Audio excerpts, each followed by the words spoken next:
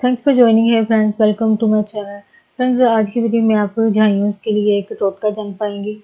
Friends, यहाँ पे request करना चाहूँगी, प्लीज चैनल को सब्सक्राइब जरूर कीजिए। सब्सक्राइब बटन पर क्लिक कीजिए, साथ बेल आइकन पर भी क्लिक कीजिए। इस पर क्लिक करने से आपको हमारी हाल में आने वाली वीडियो की अपडेट मिल सकेगी और आप हमारी वीडियो रोजाना सबसे पहले देख सकेंगे। फ्रेंड्स, टॉपिक की तरफ आते हैं। इसके लिए आप 2 खाने के चम्मच सूखा दूध, 4 खाने के चम्मच शहद और 2 खाने के चम्मच नींबू का रस जो है वो मिक्स करके इसको 20 मिनट तक चेहरे पर लगाएं। साफ पानी से बाद में चेहरा धो लें और थोड़ी सी दही चेहरे पर लगाएं और दही लगाने के बाद 10 मिनट के बाद अपने चेहरा पानी से धो लें। इस अमल से ना सिर्फ चेहरा साफ होगा बल्कि आपकी रंगत जो है वो भी निखर जाएगी। और फ्रेंड्स, आज का टॉपिक और ये टोटका आपके लिए यूजफुल रहे।